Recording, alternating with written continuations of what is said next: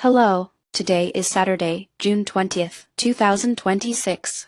Here is your daily signal. Federal Reserve communication took a decisive turn this week, according to Fortune. The FOMC held rates steady at the first meeting led by Kevin Warsh and made an outright promise to deliver price stability, though details on timing remain sparse. Warsh, who served as a Federal Reserve governor from 2006 to 2011, is known for advocating stronger communication and faster policy responses during crises. Historically, the Fed has emphasized transparency and signaling to markets, and such leadership shifts can significantly impact both interest rate decisions and overall monetary policy.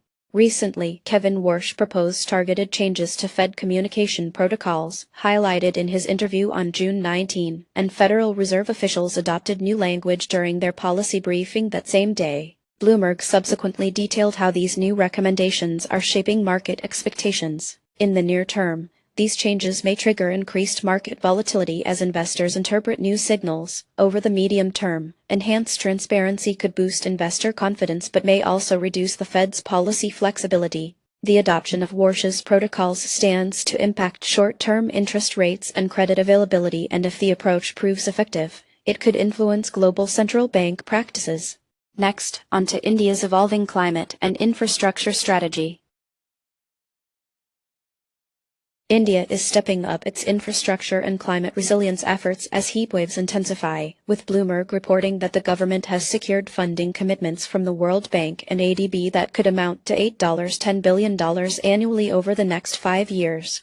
With recent heatwave spikes exceeding 45°C in northern states and major urban centers like Delhi, Mumbai, and Kolkata facing heightened risks, India has prioritized climate-resilient upgrades since its 2019 National Action Plan. Cooling centers and strengthened transport networks are now at the forefront, and the Ministry of Environment, Forest and Climate Change, along with local bodies such as the Delhi Urban Shelter Improvement Board and Kolkata Municipal Corporation, are leading the adaptation charge.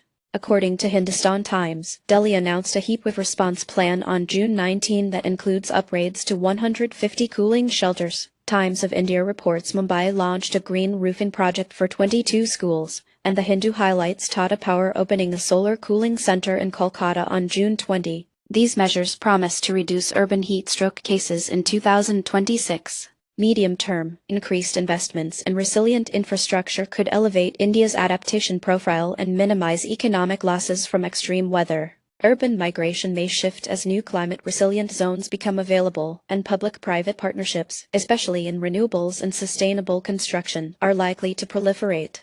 Now, turning to SpaceX and Micron in the AI race. SpaceX has reported a remarkable surge in AI-driven revenues this quarter, with CNBC noting substantial gains thanks to new automated launch platforms, and comparisons to Micron's performance drawing investor attention. SpaceX's strategy mirrors Micron Technology's. Micron's share price jumped 5% after its upgraded AI-enabled memory chips were announced, according to Reuters, with MarketWatch further emphasizing the revenue impact similarities between both firms. SpaceX is leveraging AI technologies not just for launch optimization but broader revenue streams, reflecting an industry-wide move toward automation. Meanwhile, Micron, a leading memory and storage semiconductor company, is actively integrating AI into its operations and market positioning. Elon Musk, SpaceX CEO, and Sanjay Mehrotra, Micron's president and CEO, are key drivers of these technological initiatives. SpaceX's Q2 revenue boost and Micron's market jump place both companies at the forefront of investor scrutiny. Their approaches are scrutinized for short-term profitability and long-term competitiveness.